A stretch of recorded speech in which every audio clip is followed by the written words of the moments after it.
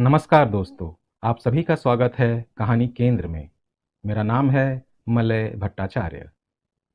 आज आप सुनेंगे साहित्य अकादमी से पुरस्कृत मालगुडी डेज के लेखक आर के नारायण द्वारा लिखा गया उपन्यास स्वामी और उसके दोस्त का 14वां अध्याय, दादी का अज्ञान।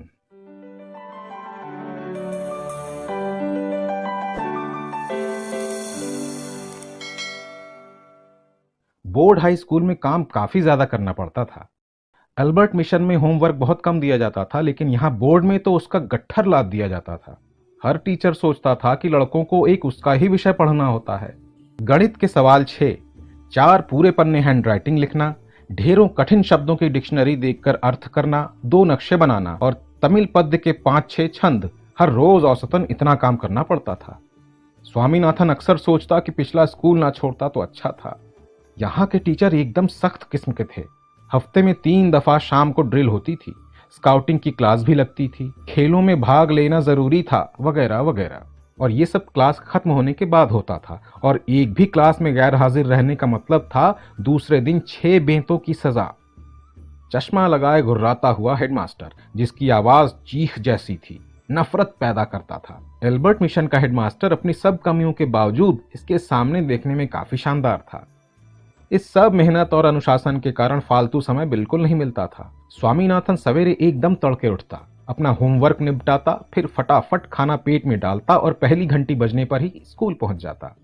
हर रोज मार्केट रोड के आखिर की कपड़े की दुकान पर पहुंचते ही उसे पहली घंटी सुनाई देती, और फिर जब वो हांफता हुआ कक्षा में पैर रखता दूसरी भी बज जाती। इसकी आवाज एल्बर्ट मिशन के घंटे जैसी घनघनाती शानदार आवाज नहीं थी, ये बहुत घटिया आवाज थी, जैसी नाक से निकल रही हो। लेकिन बहुत जल्द उसे इसका अभ्यास हो गया। दोपहर में घंटे भर की छुट्टी के अलावा उसे शाम के 4:30 बजे तक बेंच से चिपके रहना पड़ता था। सबसे आखिरी बेंच पर बैठने की उसकी आदत खत्म हो गई थी। इसका कारण शायद ये था कि यहाँ मणि जैसा उसका कोई साथी नहीं था। अब वो दूसरी लाइन में बैठता था, जहां कागज पर चील बिलौटे बनाने और गपशप करने की सुविधा नहीं थी, क्योंकि ये सीट टीचर की सीधे नाक के नीचे थी। जब 4:30 की घंटी टंटनाती, स्वामीनाथन पेंसिल जेब में रखता और दर्द कर रही अंगुलियां खींच खींच कर सीधी करता। 4:30 बजे की घंटी भी खुशी नहीं देती थी। इसे सुनकर आप शोर मचाते क्लास से भाग निकले, ये संभव नहीं था। इसके बाद आपको ड्रिल के मैदान में जाकर गंभीर बनकर लाइन में खड़े होना होता था, और पूरे पौने घंटे ड्रिल मास्टर आपको इस तरह घुमाता फिराता था मानो आप उसके कुत्ते हों। वो आपको बाएं और दाएं मार्च करवाता, एकदम रोक देता, हाथ गोल गोल घुमवाता, और भले ही आपको ठीक से आता ना हो या करना पसंद हो, वो सीधे और समानांतर तारों पर ऊपर नीचे झूलने की कसरत करवाता। ड्रिल मास्टर ये भी परवाह नहीं करता था कि जरा सा भी संतुलन बिगड़ते ही आप गिरकर अपना भेजा फोड़ सकते हैं। ये सब करने के बाद आप घर जाकर किताबें फेंकते, कॉफी पीते और क्रिकेट खेलने मैदान की ओर दौड़ पड़ते, जो काफी दूर था। आप आधे दौड़कर और आधे चलकर गर्मी की झुलसी घाट के सपाट मैदान पर पहुंचते, जिस पर ढलते सूरज की किरणें तिरछी होकर पड़ रही होती। चारों तरफ धूल की परत छाई होती और लड़के शोर मचा रहे होते। बॉल के बल्ले से टकराने पर होने वाली थड की आवाज कानों से संगीत की तरह लगती। सड़क से जब आप लॉली एक्सटेंशन की तरफ मुड़ते, आपको सूरज लाल जल रहे सिक्के की तरह डूब रहा दिखाई देता। आप सोचते हैं कि ये डूबे नहीं, वहीं रुका रहे, लेकिन मैदान में कदम रखते ही वो गायब हो जाता है और आसमान में रंग की एक झलक और रोशनी बाकी रह जाती। छायाएं उतरने लगती और 2-1 म्युनिसिपल लालटेन कहीं कहीं टिमटिमाने लगती। आपको अभी भी उम्मीद रहती है कि समय पर पहुंचकर आप एक खेल खेल सकेंगे, लेकिन आधे फलांग की दूरी से आप देखने लगते हैं कि टीम बेपरवाही से इधर उधर बैठी है। कोई ढीले ढाले ढंग से बल्ला पकड़े खड़ा है और कुछ लड़के उसी तरह हल्की फुल्की बॉलिंग कर रहे हैं। धूप में मेहनत करने से आने वाली थकान सब पर काबिज है। निराशा के इस दुख के साथ राजम भी उसे कुछ नाराज सा मिलता है। उसे दूसरे की समस्याओं का ज्ञान नहीं है। अरे स्वामी, आज फिर देर हो गई। ड्रिल की क्लास थी। अपनी ड्रिल और स्काउट क्लासों को दफा करो, तुम जल्दी क्यों नहीं आते? राजम, मैं क्या करूं, कोई उपाय नहीं है। ये सब छोड़ो, बहानों की तुम्हें कभी कोई कमी नहीं होती। जब से नए बल्ले और गेंद वगैरह आए हैं, तुम 4 दफा से ज्यादा नहीं खेले। लड़के खेल कर थक चुके थे, इसलिए टीम के सबसे छोटे लड़के को स्वामीनाथन के साथ खेलने को तैयार किया गया। 5वें दर्जे का ये लड़का बहुत होनहार और आज्ञाकारी था, और इसने खुद राजम की बहुत बहुत मिन्नत करके क्लब की सदस्यता हासिल की थी। स्वामीनाथन ने बैटिंग और उसने बॉलिंग की। फिर जब वो थक गया, तब राजम ने बॉलिंग की और उसने बैट संभाली। स्वामीनाथन को चूंकि टीम का सर्वश्रेष्ठ खिलाड़ी टेट घोषित किया जा चुका था, इसलिए वो लड़का ठीक से खेल नहीं पा रहा था। फिर बैटिंग और बॉलिंग बदल बदल कर दोनों खेलते रहे। वे तब तक खेलते रहे जब तक अंधेरा बढ़ जाने के कारण बॉल नजर आनी बंद हो गई और पिकर लड़का बॉल की जगह दूसरी छोटी छोटी चीजों के पीछे भागने लगा। इसी समय ये अफवाह फैली कि बॉल कहीं खो गई है, जिससे सब बेचैन हो उठे। आराम कर रहे खिलाड़ी भी दौड़ने भागने लगे और बॉल को ढूंढ लाए। इसके बाद कैप्टन ने खेल खत्म करने का हुक्म दिया। स्टंप निकाल लिए गए और लड़के अंधेरे में गायब होने लगे। स्वामीनाथन राजम और मणि के साथ रुक गया और तीनों दीवार पर बैठकर उस दिन के खेल और खिलाड़ियों की समीक्षा करने लगे। हर खिलाड़ी की अच्छाई और कमी और कौन आगे चलकर उन्नति करेगा या पिछड़ जाएगा, इन सब पर गहराई से चर्चा की गई। अंधेरा बढ़ता जा रहा था कि तभी नौकर ने आकर राजम को पढ़ाई के मास्टर के आने की खबर दी और सब उठकर चलने लगे। एक शाम खेल के मैदान से लौटते हुए ग्रोव स्ट्रीट के चौराहे पर मणि से अलग होने के बाद स्वामीनाथन का मन किसी बात के लिए उसे परेशान करने लगा। शाम को स्कूल से लौटकर बस्ता कमरे में फेंकने के बाद जब वो खेल के मैदान के लिए निकला, तब एक छोटी सी घटना हुई थी।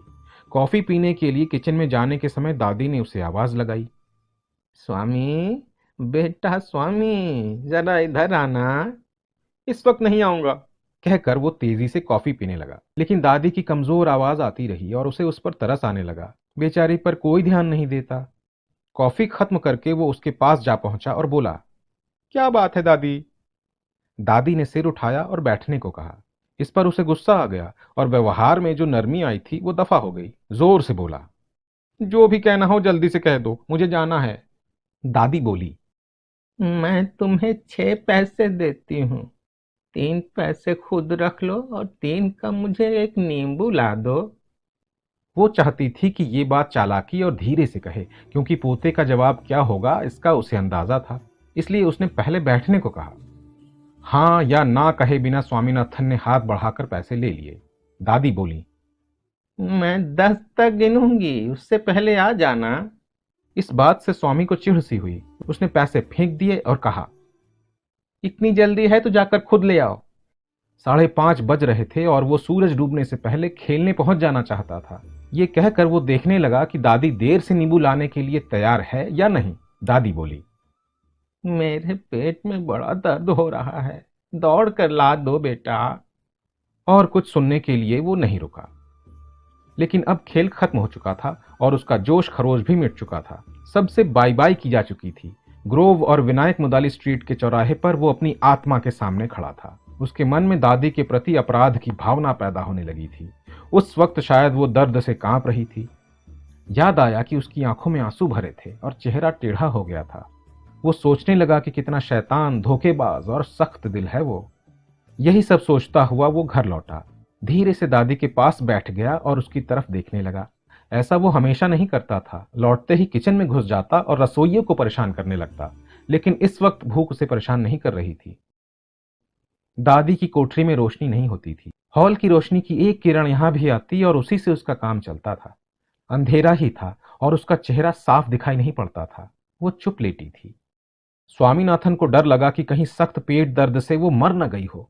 उसने धीमी आवाज में पूछा, दादी, अब दर्द कैसा है? दादी हिली, आंखें खोली और पूछा, स्वामी, आ गए बेटा? तुमने खाना खा लिया? अभी नहीं दादी। दादी, तुम्हारा दर्द कैसा है? अरे अब ठीक है, बिल्कुल ठीक है। अगला सवाल पूछने में स्वामीनाथन को बड़ी ताकत लगानी पड़ी।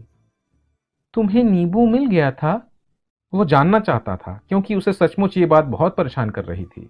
दादी ने फौरन जवाब दे दिया, लेकिन स्वामीनाथन को यह वक्त बहुत लंबा लगा, बहुत ज्यादा लंबा, क्योंकि इस बीच कुछ भी हो सकता था। दादी कुछ भी कह सकती थी, डांट सकती थी, उसे पराया बता सकती थी, उससे अपना रिश्ता तोड़ सकती थी या शिकायत कर सकती थी कि अगर वो नींबू जल्दी से ला देता तो वो बच सकती थी, या वो तो मरने मरने को ही चली थी, कुछ ही मिनट में वो दुनिया से चली जाती।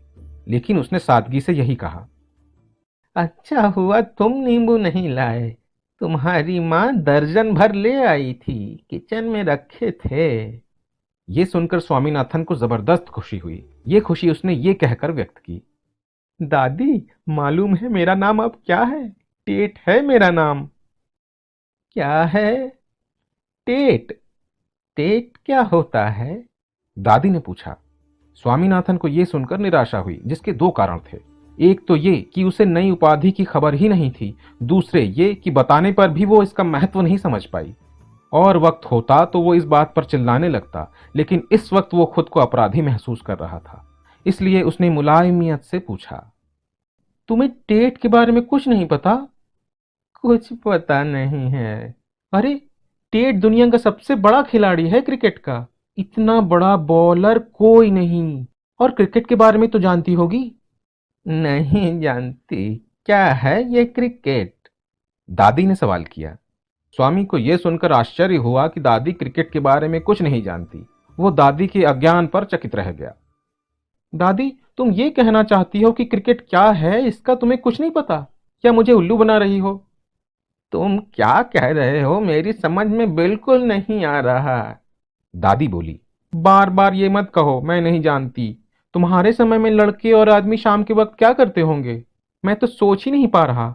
मेरा ख्याल है वे 24 घंटे पूजा पाठ में ही बिताते होंगे। अब वो सोचने लगा, दादी कितने जबरदस्त अज्ञान से घिरी है, इसलिए उसे क्रिकेट का पूरा ज्ञान देना उसका कर्तव्य है। उसने क्रिकेट के बारे में दादी को छोटा सा भाषण दिया, जिसमें क्रिकेट खेल के महत्व, उसके सिद्धांतों, उसके नियमों और आदर्शों और खेल की दुनिया में मशहूर खिलाड़ियों के बारे में बताया। हर कुछ सेकंड बोलने के बाद वो दादी से पूछता कि समझ में आ रहा है या नहीं, और दादी हमेशा सिर हिलाती जाती। हालांकि 3% से ज्यादा उसके बिल्कुल पल्ले नहीं पड़ा था।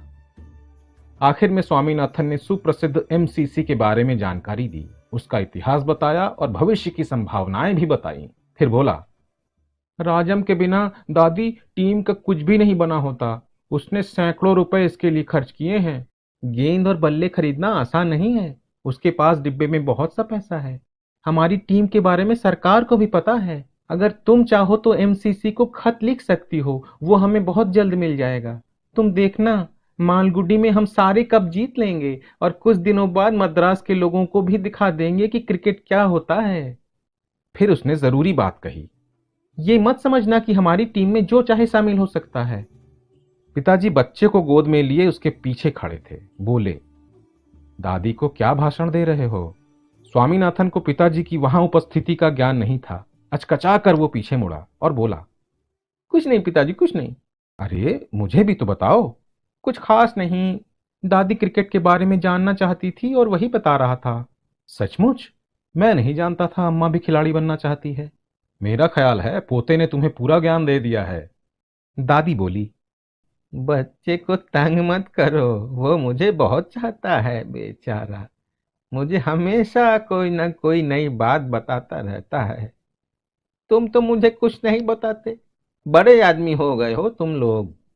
पिताजी ने बच्चे की तरफ इशारा करके कहा, कुछ दिन और रुक जाओ, फिर ये भी तुम्हें दुनिया भर की फिलॉसफी और राजनीति बताया करेगा। उन्होंने प्यार से बच्चे के गाल पर चुटकी काटी और वो खिलखिलाकर हंसने लगा। इसने तो अभी से भाषण देना शुरू कर दिया है, जरा ध्यान से सुनो अम्मा। दादी ने बच्चा लेने के लिए अपने हाथ आगे बढ़ाए, लेकिन पिता उसे गोद में चिपटाए रहे और बोले, नहीं, मैं आज इसके लिए जल्दी घर आ गया, मैं नहीं दूंगा इसे। और स्वामी, चलो खाना खाया जाए, मां कहाँ है तुम्हारी? कैप्टन को स्वामीनाथन का रंग ढंग पसंद नहीं था। स्वामी, मैं तुम्हें चेतावनी देना चाहता हूं। तुम खेल पर कतई ध्यान नहीं दे रहे। तुम्हारी प्रैक्टिस एकदम बंद है। बोर्ड स्कूल के काम की वजह से ऐसा नहीं हो पाता। तुम्हें किसने कहा था कि उसमें दाखिला ले लो? वे तो तुम्हें बुलाने नहीं आए थे। कोई बात नहीं, लेकिन मैं तुम्हें बताऊं कि ब्रैडमैन, टेट और सब खिलाड़ी रोज पिच पर 4-5 घंटे बिताते हैं और प्रैक्टिस करते हैं। तुम समझते हो कि उनसे भी बड़े हो। कैप्टन सुनो, मैं रोज 5 बजे से पहले फील्ड पर पहुंचने की पूरी कोशिश करता हूं, लेकिन इस वाहियात स्कूल का टाइम टेबल बहुत ही खराब है। इसका कुछ तो रास्ता निकालना ही होगा। कैप्टन ने सुझाव दिया, तुम हेडमास्टर से मिलो और उससे कहो कि मैच होने तक तुम्हें बाद के काम से छुट्टी दे दे। ये कहना आसान था, लेकिन करना नहीं, और स्वामीनाथन ने उससे कह भी दिया। उसने कल्पना में हेडमास्टर के चश्मा लगाए खूंखार चेहरे को देखा और डर सा गया। मुझे हेडमास्टर से ये कहने में डर लगता है, उसने कहा। वो मुझे दूसरे दर्जे से बाहर नहीं आने देगा। सचमुच तुम हेडमास्टर से इतना ज्यादा डरते हो? अच्छा, मैं उससे मिलूं तो? नहीं कैप्टन, ऐसा मत करना, मैं तुम्हारे पैर पड़ता हूं। तुम नहीं जानते वो कितना शैतान है।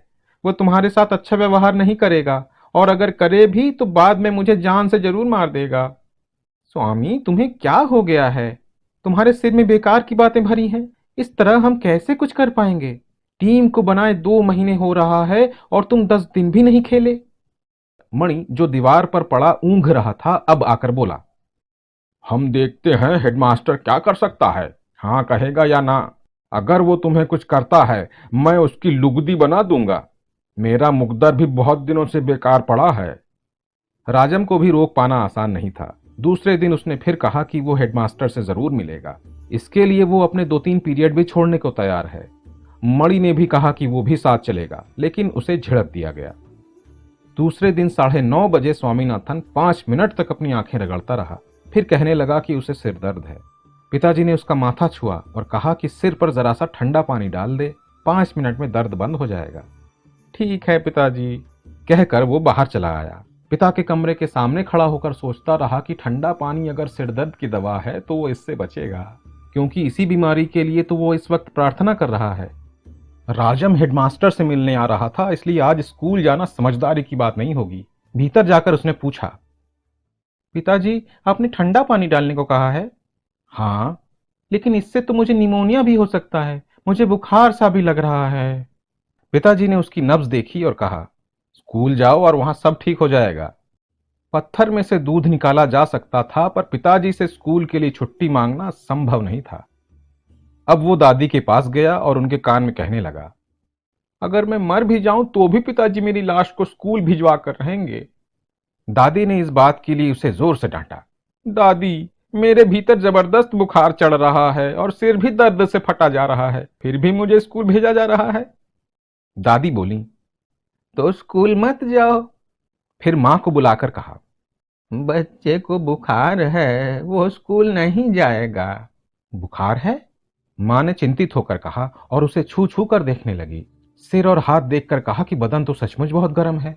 अब स्वामीनाथन ने कमजोर आवाज में कहा, मुझे दूध पिला दो जल्दी से, फिर स्कूल चला जाऊंगा, नहीं तो देर हो जाएगी। मां ने मना किया। वो फिर बोला, पर पिताजी को यह अच्छा नहीं लगेगा। मां ने स्वामी को बिस्तर पर लिटाया और पिताजी के कमरे की ओर चली। भीतर पहुंचकर घोषणा की, स्वामी को बुखार है, वो स्कूल नहीं जा सकता। तुमने उसका टेम्परेचर लिया है?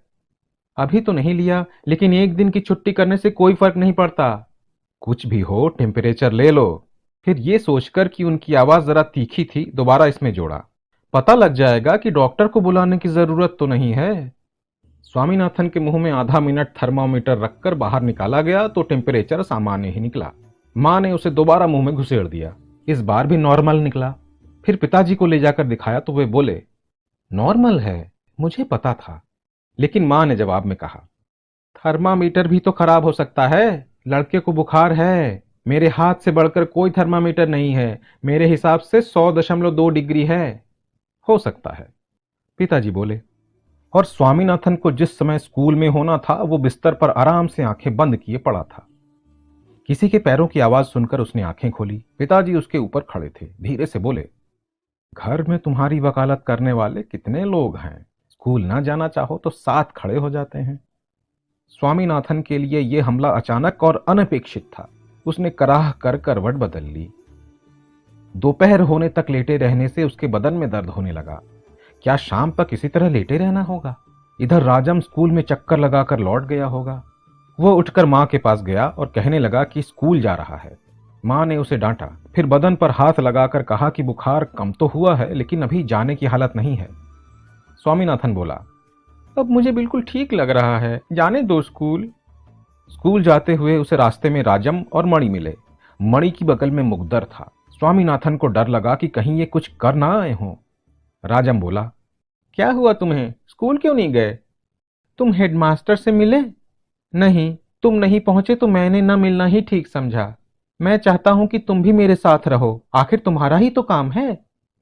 स्वामीनाथन जब इस स्थिति के दबाव से निकला तो उसने पूछा, पर मणि यहां क्या कर रहा है? राजम बोला, पता नहीं, स्कूल पहुंचकर मैंने देखा कि वो मुकद्दर हाथ में लिए खड़ा है। उसे इस वक्त अपनी क्लास में होना चाहिए था। मणि, तुम क्लास में नहीं गए? कोई बात नहीं, उसने जवाब दिया। आज मैं स्कूल नहीं गया। और ये मुकद्दर क्यों है? अरे, इसे यूं ही साथ ले गया था। राजम बोला। कल तुमसे ये नहीं कह रहा था कि तुम अपनी क्लास में जाओगे और अपने काम से काम रखोगे? मुझे तो याद नहीं। मुझे अपने काम से काम रखने को तुमने तब कहा था जब मैंने तुम्हारे साथ चलने की बात कही थी। अब मैं तुम्हारे साथ तो नहीं गया। मैं तो इस रास्ते से निकल रहा था और तुम भी इसी रास्ते से जा रहे हो। कोई भी सड़क पर चल सकता है। मणि का मजाक उनके सिर पर से गुजर गया। उनका दिमाग हेडमास्टर से मिलने की समस्या से उलझ रहा था। मणि ने कहा, बच्चे फिक्र मत करो, मैं तुम्हारी समस्या का हल कर दूंगा। तुम कहोगे तो हेडमास्टर से बात भी कर लूंगा। तुम उसके कमरे में जाओगे तो वो पुलिस बुला लेगा, स्वामीनाथन ने सावधान किया। जब वे स्कूल पहुंचे तो मणि से अलग हो जाने को कहा। वो सड़क पर भी इंतजार कर सकता था। राजम हेडमास्टर के कमरे में गया और स्वामीनाथन को भी जबरदस्ती अपने साथ ले गया। हेडमास्टर मेज पर बाहें रखे उन पर अपना सिर टिकाए सो रहा था। छोटा सा धूल भरा कमरा था जिसकी अकेली खिड़की बाहर गली में बनी एक दुकान के सामने खुलती थी। इसमें नक्शों के धूल से अटे गोल बंडल, ग्लोब और टी स्क्वायर भरे पड़े थे। मेज पर स्याही की 2 शीशियों और कई पैडों के ऊपर उसका बेंत तिरछा रखा था। बाहर से धूप की एक पट्टी भीतर आकर हेडमास्टर की नाक और पैडों पर पड़ रही थी। वो आराम से खर्राटे भर रहा था। ये स्थिति ऐसी थी जिसकी राजम ने कल्पना भी नहीं की थी। अब क्या करें? स्वामीनाथन ने फुसफुसाते हुए राजम के कान में कहा। ठहरो, राजम ने हुक्म सा दिया। उन्होंने 10 मिनट इंतजार किया, फिर पैरों से धीरे धीरे आवाजें करने लगे। हेडमास्टर ने आंखें खोली और सिर उठाए बिना दोनों को खाली नजरों से देखा, जैसे पहचान न पा रहे हों। फिर आंखें मली, 3 दफा भौहें ऊपर नीचे की, अंगड़ाई ली और नींद से भरी गहरी आवाज में पूछा, तुम लोगों की क्लास नहीं है? फिर चश्मा ढूंढा और उसे आंखों पर चढ़ाया। अब वो हमेशा जैसा हेडमास्टर दिखाई देने लगा। घूरता हुआ चेहरा और चश्मे से झांकती आंखें स्वामीनाथन और उसके साथी के मन में डर पैदा कर रही थीं। उसने फिर सवाल किया, किस क्लास में हो तुम लोग? आज क्लास नहीं है। मैं आपके स्कूल में नहीं पढ़ता, राजम ने आगे बढ़कर कहा। अच्छा, फिर किस आसमान से टपक रहे हो तुम? राजम ने उत्तर दिया, मैं एमसीसी का कैप्टन हूं और काम से आपसे मिलने आया हूं। क्या काम है? ये मेरा दोस्त WS स्वामीनाथन है जो आपके स्कूल में सेकंड सी में पढ़ता है। आपसे मिलकर बड़ी खुशी हुई, हेडमास्टर ने कहा और स्वामीनाथन पर नजर डाली। राजम को अब महसूस होने लगा था कि बोर्ड हाई स्कूल की ख्याति का क्या कारण है। मैं कैप्टन हूं एमसीसी का। बड़ी खुशी हुई। ये मेरी टीम में है और अच्छा बॉलर है। सचमुच? हेडमास्टर ने स्वामीनाथन की ओर देखकर पूछा। अब मैं अपनी बात कहूं? राजम ने पूछा।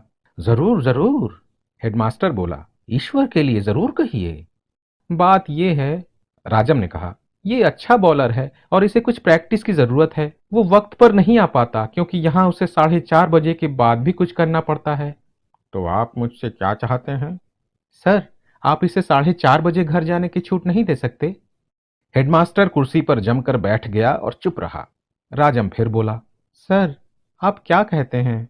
इसे छूट दे सकते हैं? इस स्कूल के हेडमास्टर तुम हो या मैं? सर, आप ही हेडमास्टर हैं। एल्बर्ट मिशन स्कूल में तो 4:30 बजे के बाद किसी को 1 मिनट भी नहीं रखा जाता, और अगर हम खेलों में हिस्सा लेते हैं तो ड्रिल से भी छूट मिल जाती है। यहां मैं उस घटिया स्कूल के बारे में कुछ नहीं सुनना चाहता। निकल जाओ। मणि, जो बाहर खड़ा इंतजार कर रहा था और देर तक दोनों के बाहर न आने से परेशान होने लगा था, इसलिए वो भी कमरे में घुस आया। ये कौन है? हेडमास्टर ने तुर्शी से उसे देखकर पूछा। आप क्या चाहते हैं? कुछ नहीं, मणि ने जवाब दिया और कोने में खड़ा हो गया। पता नहीं, हर आदमी जो कुछ भी नहीं चाहता मेरे कमरे में क्यों चला आता है। मैं पुलिस सुपरिटेंडेंट का बेटा हूं, राजम ने अचानक कहा। अच्छा, उनसे पूछकर बताओ कि जिस दिन जरा जरा से बच्चे स्कूल में घुसकर ये सब खिड़कियां तोड़ गए, वे क्या कर रहे थे? और इस लड़के के हाथ में क्या है? मेरा लकड़ी का मुकद्दर, मणि ने जवाब दिया। ये इससे हड्डियां तोड़ता है। मणि, चलो स्वामी चलो, इस पागल से कोई बात नहीं की जा सकती।